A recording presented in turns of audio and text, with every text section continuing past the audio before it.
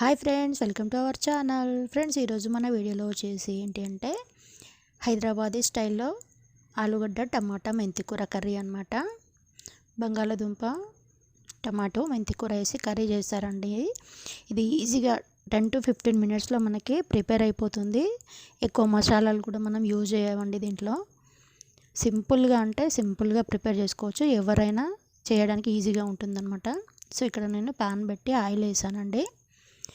So ఇందులో ఒక 1/2 tea spoon జీలకర్ర కొంచెం వేగాక మనము ఒక ఆనియన్ అండి చిన్నగా కట్ చేసుకోండి, బాగుంటుంది.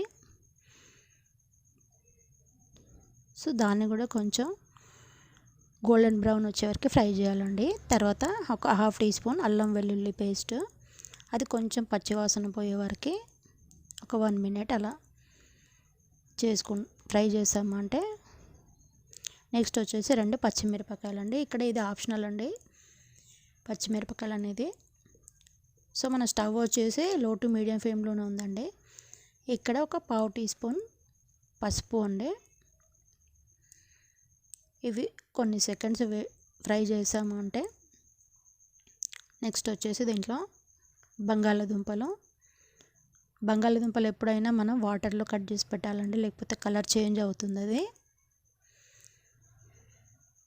సో ఇలా బంగాళదుంపలు వేసిన తర్వాత దాదాపు మనం 4 మినిట్స్ వరకు ఇలాగే ఫ్రై చేస్తూ ఉండాలండి, మధ్యలో కలుపుతూ ఉండాలా. స్టవ్ వచ్చేసి లో టు మీడియం ఫ్లేమ్లోనే ఉందండి. దాదాపు ఒక 4 మినిట్స్ కలిపామంటే చాలా బాగా కుక్ అవుతాయి అన్నమాట. మనకి మూత పెట్టి ఫ్రై చేసుకోవాలి మనం. సో 4 మినిట్స్ తర్వాత వచ్చేసి ఇక్కడ నేనైతే టమాటోలు యాడ్ చేస్తున్నాను.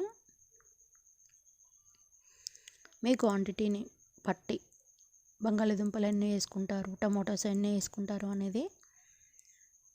సో ఇది కలిపేసిన తర్వాత ఇప్పుడు మీడియం ఫ్లేమ్లో పెట్టండి, స్టవ్ని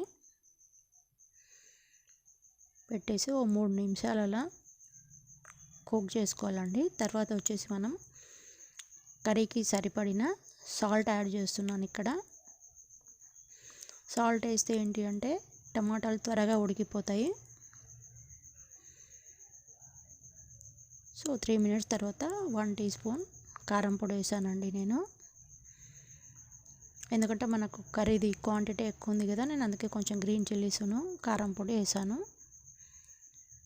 సో ఇలా ఓ 2 మినిట్స్ అలా మనం కారాన్ని ఉడికించామంటే టమాటాల్లో ఒక్క టీ గ్లాస్కి కొంచెం ఎక్కువ వాటర్ వేసి, అంటే మీకు కావాల్సిన ఏ కన్సిస్టెన్సీ కావాలి, గ్రేవీగా ఉండాలా కర్రీ అనేది, సో దాన్ని బట్టి అన్నమాట. సో చూసారా ఫ్రెండ్స్, ఇక్కడ ఓ 4 మినిట్స్ తర్వాత నేను మెంతికూర వేసేసానండి. ఇది చిన్న మెంతికూర అండి, పెద్దది కాదు. దీంట్లో చిన్నది మెంతికూర వేస్తే చాలా టేస్ట్ బాగుంటుందన్నమాట. సో నెక్స్ట్ ఇక్కడ నేనైతే 1 టీ స్పూన్ ధనియాల పొడి వేసాను. మీరు వేస్తే వేయండి, లేకపోతే లేదు. కాకపోతే స్మెల్ బాగుంటుందన్నమాట, ఇంకా మనం వేరే మసాలాలు ఏమి యూజ్ చేయకుండా. సో చివరన వచ్చేసి మనం కొత్తిమీర యాడ్ చేసుకున్నామంటే మన ఆలుగడ్డ టమాటా మెంతికూర కర్రీ అనేది రెడీ అయిపోతుంది. సో చూసారా ఫ్రెండ్స్, ఇది రైస్లోకి చపాతీలోకి చాలా అంటే చాలా బాగుంటుందండి. ఇట్లాంటి కర్రీస్ ఏంటంటే మనకి జొన్న రొట్టెలకి కూడా చాలా బాగుంటాయి. ఒకసారి ట్రై చేసి చూడండి ఫ్రెండ్స్. ఇది మసాలాలు కూడా ఎక్కువ యూజ్ చేయలేదు మనము.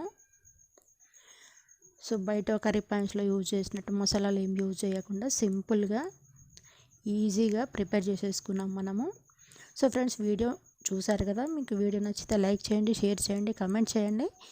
అలాగే ఛానల్ని సబ్స్క్రైబ్ చేయడం మాత్రం మర్చిపోకండి ఫ్రెండ్స్. ఛానల్ని సబ్స్క్రైబ్ చేసుకోండి please. Thanks for watching friends. Next వీడియోలో కలుద్దాం.